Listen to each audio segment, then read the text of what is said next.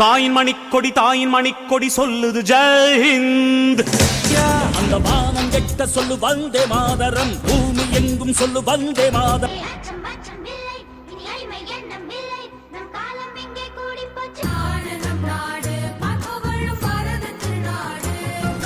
இந்திய நாடு என் வீடு, இந்தியன் என்பது என் பேரு.